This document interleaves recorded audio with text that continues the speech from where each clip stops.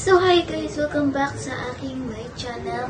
So, ako pala si Aryan May Tumalo or call me Ati Yan. Lang ba ko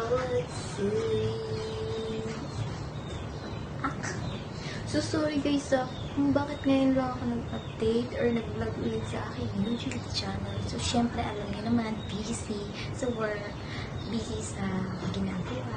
So, wala din ako minsan time para mag-vlog kasi solo muna ako ngayon. Then, wala pa akong kasama. Tagal pa ako uuwi ng Negros para makablog ulit. So, yun nga guys, huwag na natin patagal ito. So, ang vlog na gagawin natin ngayon is ano nga?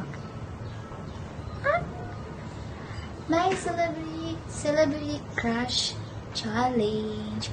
So, doon malalaman ko sino yung bang celebrity crush ko na nagpapatalo dito sa puso ng yan. So, yun na nga. Magkikilala mo na. At malalaman yun na sino siya. Sino sila. So, i-rate nyo kung gaano ka pogi or kung gaano ka sweet ang mga yun. So, yun na nga guys. So, bago natin simulan ng vlog na to, ano pa hinihintay nyo? Diba? Mag-subscribe na kayo sa aking YouTube channel para updated kayo sa aking daily life every day.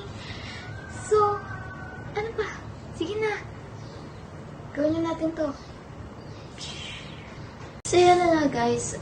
Nakita niya naman kung sino yung limang celebrity crush na aking crushes. So, first, pabanggitin ko na kung sino yung first celebrity crush ko. At yun ay si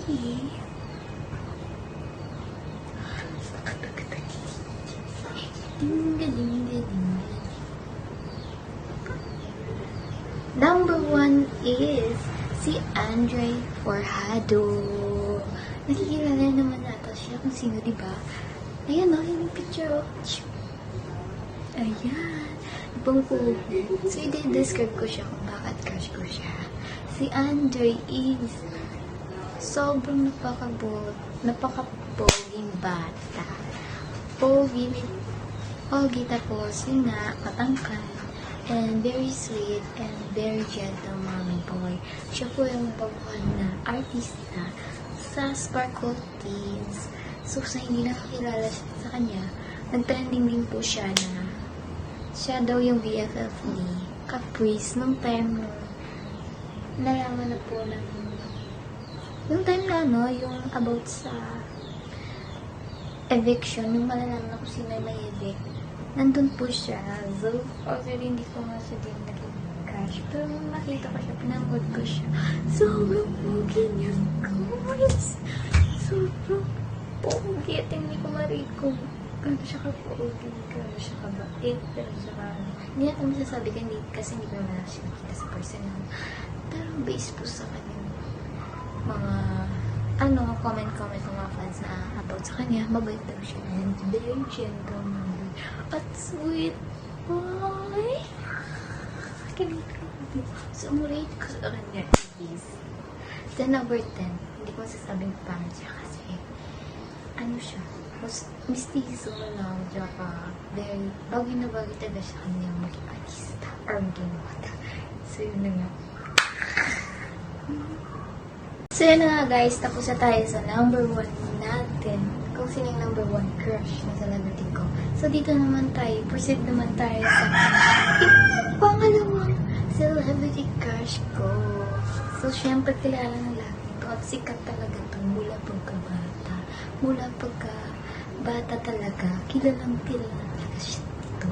Hanggang ngayon, hindi pa rin magbabago yung face niya. Baby face pa rin siya.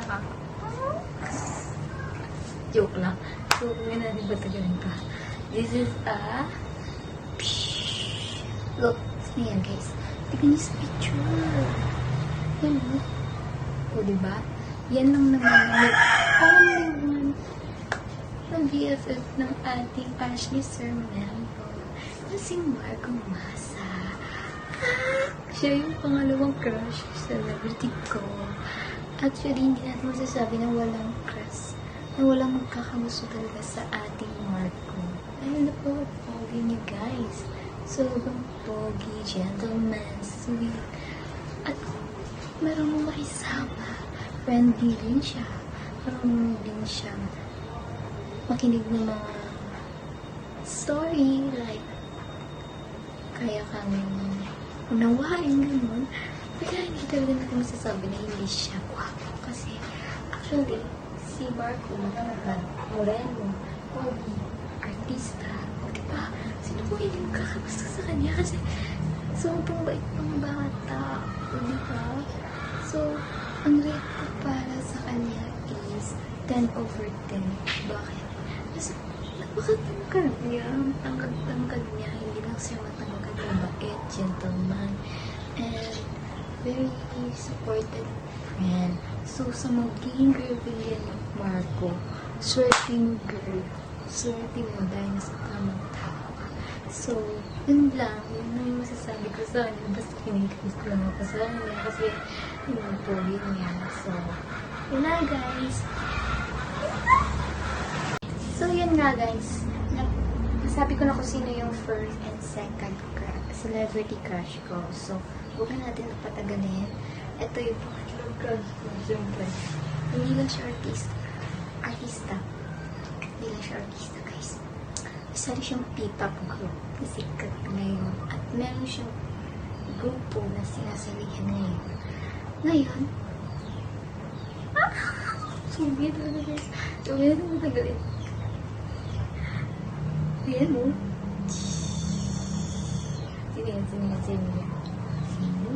Sino yan? Siyempre, siya si Teneo, ang alamat ng member. Actually guys, pogi si Teneo.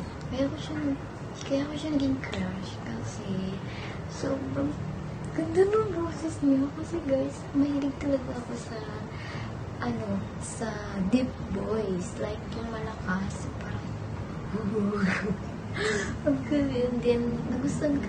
Naging crush ko rin siya kasi naalala niyo yung song na theme song ng Hell University, yung yugto.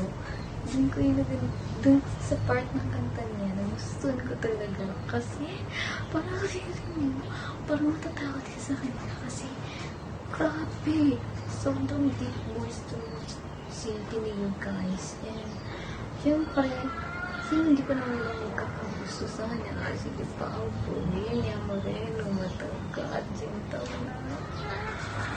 Hindi ko doon. So, hindi ko talaga masasabi na hindi ko siya naging kasi na crush ka talaga siya. Lagi bang pinapanood yung PYP niya sa TikTok. Click na mo guys. So, yun na. Sobrang nababrush na. Actually guys, sa dalawang binanggit ko, si Teneo ko sa pag-TV. So yun guys. Ang marirate ko lang sa kanya from 1 is 10 over 10 rate. Siyempre, Teneo na yan eh. Lakas ng awas niya yun eh. So hindi sila hindi yung magkakagusto sa kanya. O diba, magkakakaya. So, yun nga. So, yun na nga guys, binanggit ko na kung sino yung tatlong nagpakilig sa aking celebrity crush. So, sunod naman tayo sa pang-apat na celebrity crush. So, syempre, hindi mo pa ako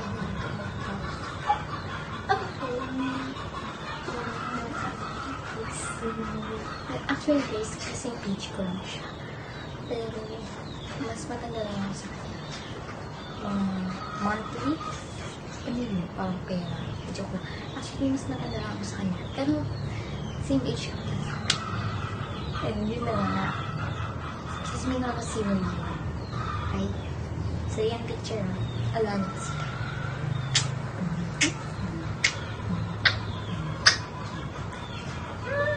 Kurt De Luceyes, ang Viva Agency artist ng Viva One at isa sa mga crush ng Future na si Chang E, Dark Side Book 3 season 3 at crush na Lucky Crush. O diba? Papuhin na kanya. Ang saling gawing white nun ang tangkad. Sobrang tangkad niya.